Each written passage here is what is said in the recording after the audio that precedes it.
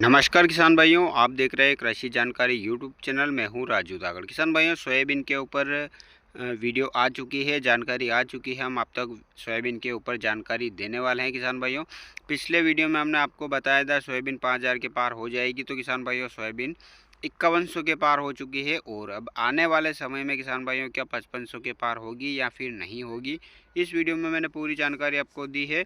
अगर वीडियो पसंद आ रहा हो तो वीडियो को लाइक करिएगा, चैनल को सब्सक्राइब करने के साथ साथ वीडियो को अन्य किसान साथियों के साथ शेयर करना नहीं भूलिएगा। चलिए देख लेते हैं सोयाबीन की आगे की तेजी मंदी की रिपोर्ट।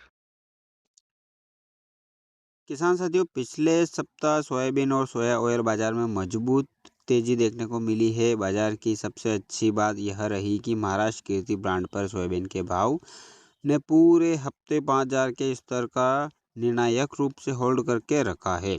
पिछले कई महीनों से लगातार इस स्तर पर मुनाफा वसूली आ रही थी और भाव को 5000 के ऊपर टिकने नहीं दे रही थी।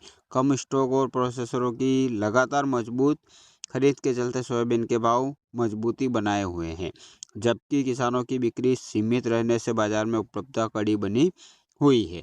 सोया मिल के भावों में आई रिकवरी ने सोयाबीन की तेजी और अतिरिक्त समर्थक दिया है और अंतर्राष्ट्रीय सोया मिल बाजारों में भी मजबूती देखने को मिली है।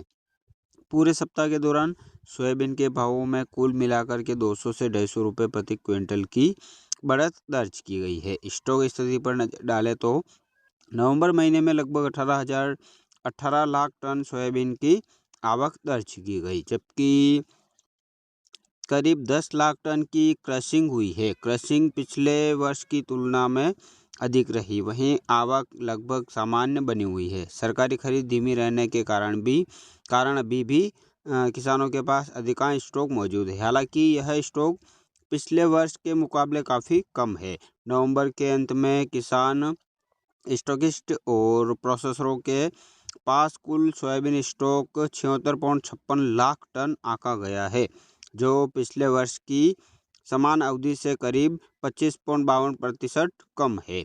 मौजूदा तेजी को मजबूत सोया मिल भाव और कम स्टॉक का ठोस समर्थन प्राप्त है और यह तेजी मध्य जनवरी तक बनी रह सकती है। लेकिन हमें यह नहीं भूलना चाहिए कि विश्व स्तर पर अभी भी सोयाबीन उपलब्धता बहुत ज़्यादा है, जो आगे चलकर डीओसी के निर्यात को प्रभावित कर सकती है।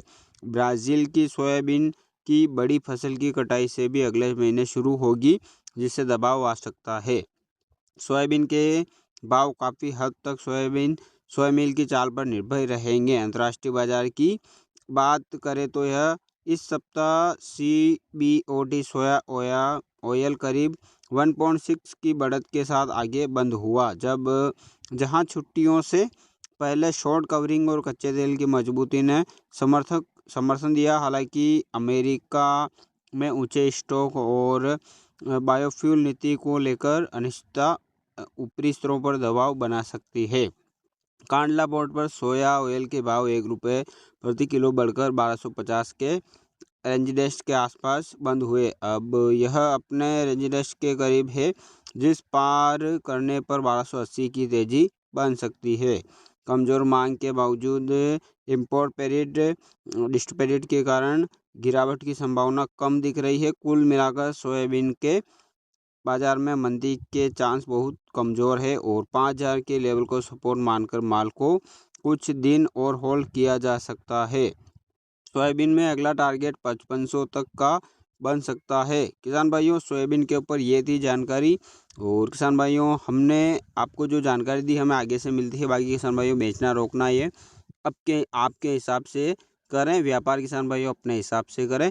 मिलते हैं नेक्स्ट वीडियो में, तब तक के लिए किसान भाइयों जय जवान जय किसान।